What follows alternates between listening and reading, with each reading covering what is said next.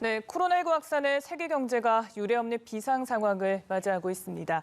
미 중앙은행 격인 연방준비제도 연준은 기준금리를 제로 수준으로 전격 인하를 했는데요. 지난 3일 0.5%포인트 내린 데 이어서 오늘 또다시 1%포인트 낮춘 겁니다.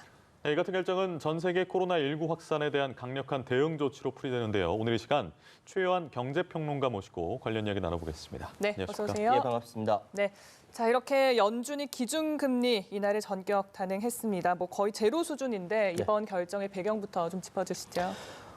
일단은 현재의 전 세계적으로 퍼져나가고 있는 코로나19의 사태가 이전에 있었던 어떤 전염병과는 전혀 다른 그야말로 팬데믹이라고 이야기할 수밖에 없는 상황이기 때문에 미국으로서는 다급할 수밖에 없고 특히 트럼프 대통령은 11월에 있을 대선을 신경을 안 쓸 수 없는 것이죠. 네. 지금 거의 제로 금리, 2주 만에 또다시 금리를 내리면서 그러니까 결국은 1%대에서 0%대 제로금리 수준으로 인하를 하게 된 것이죠.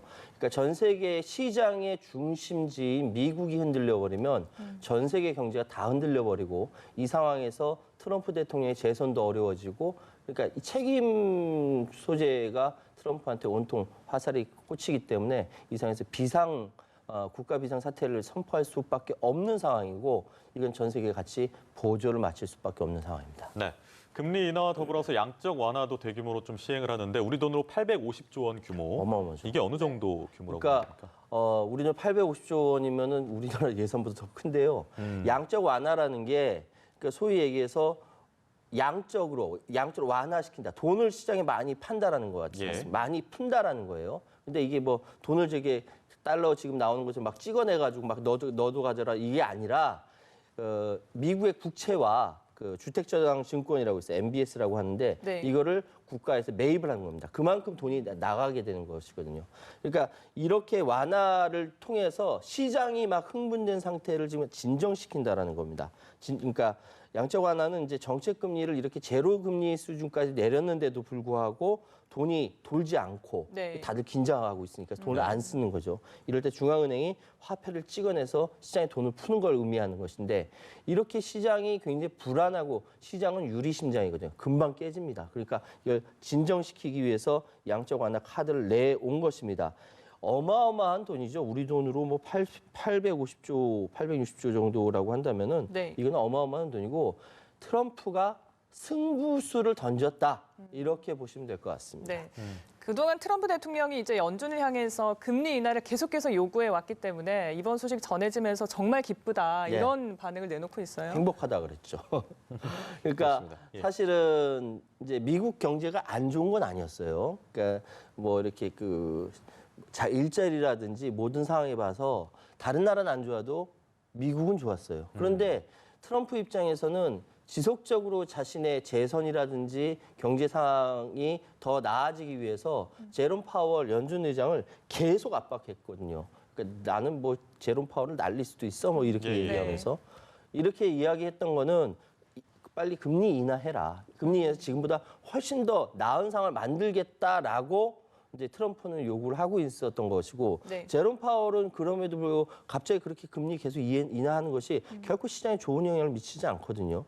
그렇기 때문에 버티고 있었는데 지금 같은 코로나19 같은 비상사태에서는 그 누구도 여기에 대해서 이렇게 이견을 달 수 없는 상황입니다. 그래서 지금 금리 인하를 했더니 트럼프가 아주 행복하다라는 표현까지 하면서 네. 굉장히 좋아했는데 어쨌든 지금 트럼프 특히 미국 경제 입장에서는 모든 것이 다 확 막혀 있고 경색돼 있는 상황에서 원래 2008년 금융 위기 같은 경우는 금융부터 위기가 돼서 실물 경제로 나간 것이었는데 위험이 이 리스크가 실물 경제, 현재 서비스 산업이니 뭐니 사람들이 거기에서 움직이지 않으니까 네. 금융으로 거꾸로 이동한 거거든요. 이럴 때는 어쩔 수가 없는 겁니다. 금리 인하해서 돈을 풀 수밖에 없는 것이고 그렇기 때문에 트럼프 대통령이 자꾸 정치 얘기해서 죄송합니다만 재선을 위해서라도 그리고 현재의 경제를 위해서라도 아주 행복하게 인하한 거에 대해서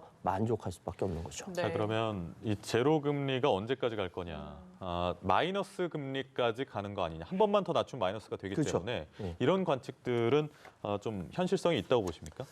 충분히 가능하다고 봅니다. 그런데 지금 그 모든 사항이 우리나라도 그렇고 전 세계가 코로나19가 언제 잦아들 것이냐를 목표로 하고 있기 때문에 그건 아무도 알 수 없기 때문에 이렇게 불확실성이 큰 예측을 할 수밖에 없는 것이죠. 연준이 이 위원회 경제가 최근 사태를 극복하고 최대 고용과 물가 안정이라는 목표를 달성하기 위한 궤도에 올랐다는 확신이 들 때까지 그게 언제냐는 거죠. 그럼 모른다는 거죠. 현재의 기준금리를 유지할 것이다. 지금 제로금리 상태인데 지금보다 상황이 더 나빠지면 더 낮추겠다라는 의미거든요. 이 상황이. 그렇기 때문에 파월 의장이 대놓고 이야기할 때 마이너스 금리는 고려하고 있지 않다라고 이야기를 하고 있습니다만 네. 그럼에도 불구하고 지금 상황 아까 보시다시피 사재기하면서 사람들이 불안하고 이것이 계속된다라고 한다면은 이것을 바꾸기 위해서라도 마이너스 금리로 들어갈 수밖에 없지 않느냐 이렇게 보고 있습니다. 네.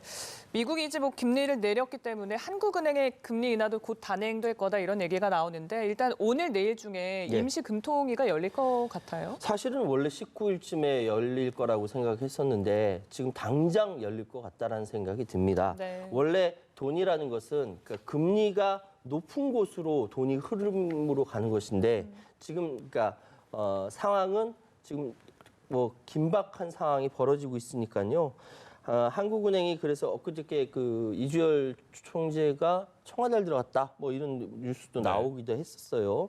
임시금융통화위원회 개최 필요성에 대해서는 지금 협의 중이다라고만 이야기를 하고 있습니다. 네. 사실 미국 FOMC 연준 회의가 끝난 뒤에 19일로 될 것으로 되는데 미국이 선제적으로 계속적으로 인하하는 상황에서 우리 한국도 대응을 할 수밖에 없는 상황이고요.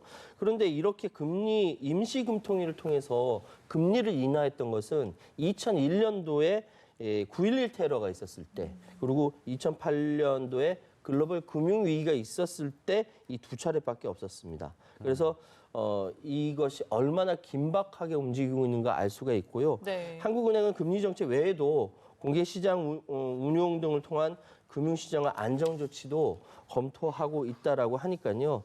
지금 우리나라도 이렇게 되면은 사상 첫 그러니까 제로금리 시대로 접어드는 거 아니냐라는 생각이 드는 것이죠. 네, 금리 이야기를 나눠봤고요. 그런가 하면 이제 코로나19에 의한 추경안도 통과가 곧 될 텐데 네. 2차 추경 얘기가 좀 벌써 나오고 있어요. 그러니까 이제 예. 1차 추경도 되지 않았는데 2차 추경까지 이야기하는 이유는 1차 추경이 부족하다라고들 판단하고 있기 때문입니다.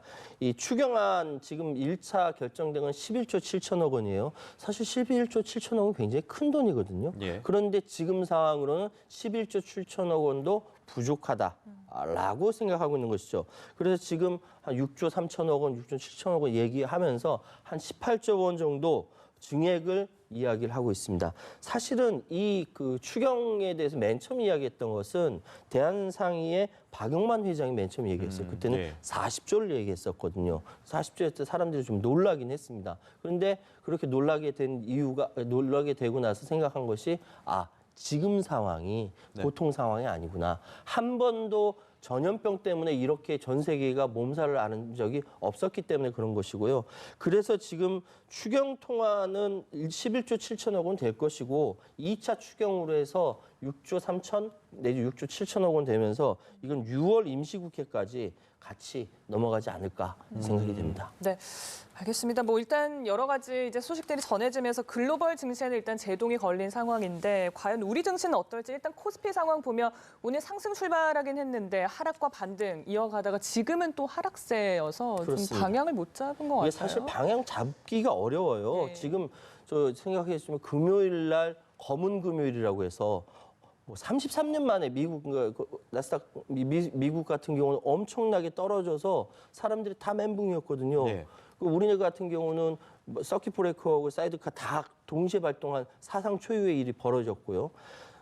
트럼프 대통령이 국가 비상사태 선언하고 우리 시장에서는 연기금이 강력하게 개입하면서 버텨주고 겨우겨우 빠져나왔는데 지금 상황에서 사실 걱정했었어. 오늘 아침에 증시가 열리면 어떻게 될까 걱정했는데 뭐 하락세로 출발해서 지금 또 다시 또 하락세라고 하고 있지만은 방향 잡기는 정말 힘든 겁니다. 이럴 때 투자자분들이 보수적으로 투자할 수밖에 없는 상황이고 네. 지금 1770선에서 공방을 벌이고 있는데 더 떨어지는지 모르겠네요. 방송 조금 더 들어오기 떨어졌어요. 예. 예, 지금 상황에서는 보수적인 투자를 할 수밖에 없다. 이렇게 말씀드리겠습니다. 알겠습니다. 오늘부터 6개월간 이제 주식 공매도가 금지가 됩니다. 이게 이 공매도 금지라는 게 실용성이 있느냐, 예. 증시 하락을 막는데 효과가 있어야 되지 않겠습니까? 그렇죠. 어떻게 전망하십니까? 그러니까 은성수 금융위원장한테 예전부터 계속 요구가 들어갔었어요. 공매도 없애야 된다. 그러니까 방송 들어가기 전에 누가 또 연락이 와서 공매도 제발 없애는 거 계속 밀고 가야 된다라고 이야기도 계속 예. 오거든요. 그러니까 공매도라는 게 그거지 않습니까? 그러니까 하락 장세에서 이익을 버는 세력들이 생기는 거예요. 이익을 보니까 하락 장세에서 이익을 보기 때문에 계속적으로 하락하는데 무슨 세력들이 개입한다든지 이런 것들이 있기 때문에 공매도 때문에 개미들이 피눈물을 흘리고 있거든요. 지금 상황에서 공매도를 조금 타이밍이 늦었다라는 생각이 들지만 안 하는 것보다 낫죠. 공매도 개념 지금 보시고 계십니다만 공매도라는 이 자체가 지금 적절하게 나왔다라고 생각이 되고요. 그럼에도 불구하고 이 실효성은 좀 더 두고 봐야 될 것 같습니다. 지금 공매도 완전 금지 2013년도에 해제 이후 6년 4개월 말인데 이것이 찔끔찔끔 또 나중에 또 다시 살아나지 않을까 또 이런 걱정도 들고요. 주식시장에서는 일단 공매도로 숨통은 트이는 것 같아요. 그러나 지금 전 세계적인 금융 불안이 일어나고 있는 상황에서 이것이 얼마나 버틸 수 있을런지 그건 걱정되고 있습니다. 알겠습니다. 자, 오늘은 미국의 기준금리 인하 소식 위주로 좀 내용을 짚어봤습니다. 최요한 경제평론가와 함께했습니다. 고맙습니다. 감사합니다.